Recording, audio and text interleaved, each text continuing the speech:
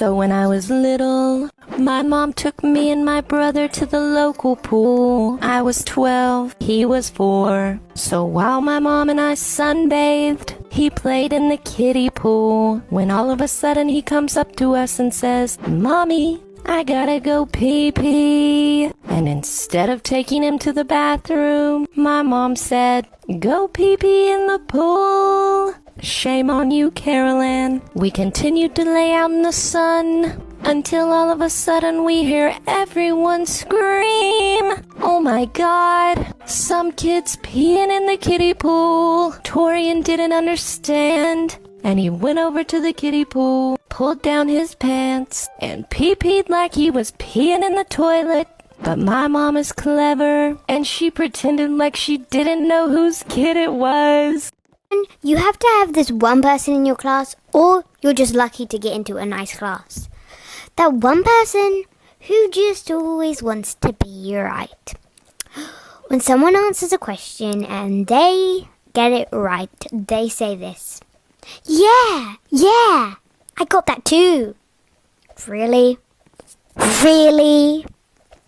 Next example.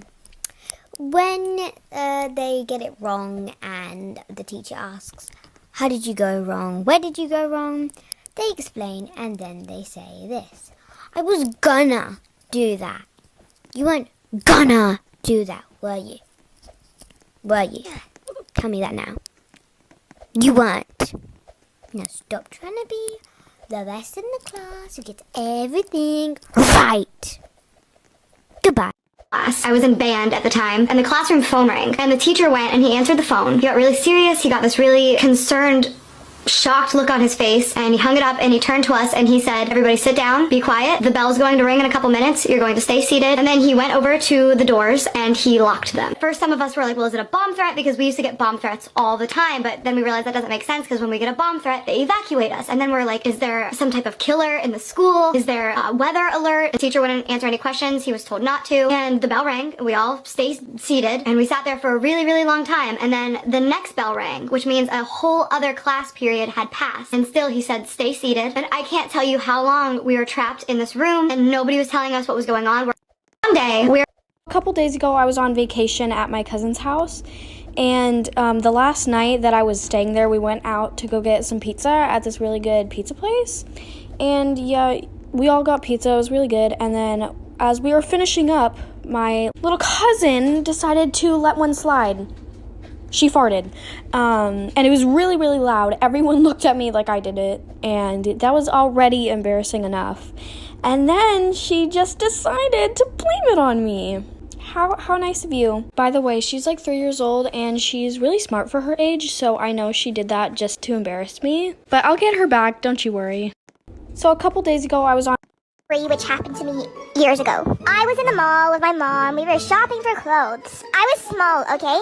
And when we were going up the escalators, I let go of my mom's hand. Then, when I held her hand again, it was not my mom. She just happened to have the same coat as my mom. Then I had to run in embarrassment and pray to God that I never see her again. It's just really get on my nerves, you know? I don't know what planet they're on, but they definitely are just built different. Here's an example. When you need to go to the toilet, you politely put your hand up and say, "Miss, can I go to the toilet?" "No, you should have gone at lunch." "I'm sorry, Karen, but I can't control my bladder. You know, at lunch, when I'm eating and drinking, it gets digested, and then later on, I need to go to the toilet. It will take me 5 minutes at max. Probably not even 5 minutes. Considering our lessons are like an hour long, I'm sure that's not too much of an issue, is it?" And then sometimes they're just like, "Okay, but you need to wait until so-and-so gets back." I need to go to the toilet. I don't care about talking to anyone. I want to go to the toilet. I don't care about that. What do you think we're going to do in there? Just sit and chat for the rest of the lesson? No. Why is it whenever you just look kind of scruffy and you're going to your local shop, you're wearing like a baggy t-shirt, tracksuit bottoms that barely fit you anymore, and you haven't even brushed your hair? You kind of just look a mess, you know? And then you walk into your shop and then like half your class is there. It's like, why? So you decide to go to another shop. Guess what? The mean girl's there. and then you see the office lady. Please just go home and come back when I'm not there. So when I was in 4th grade, there was this one girl. Let's call her Ava. She thought she could just force people to do things. So on April Fool's Day, her and my bestie, let's call her Christina, wrote me a suspicious crumbled up note. But I knew not to read it, so I was like, no. Then she straight up said, read it now. So I said, you can't just force people to do things. Mrs. Girl straight up said with her crusty dusty Cheeto musty you comeback, cannot just be rude to people. Like 1. I wasn't being rude. I was speaking literal facts. 2. What kind of comeback is that? Who taught you that? Bad.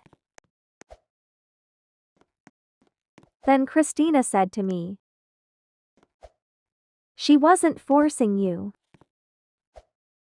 Like, yeah, she was. Weren't you there the whole time? Now you gonna stick up for her cause she has the least brain cells in the class. So yeah, she just moved there to start trouble. Last time she said she left 'cause of bullies.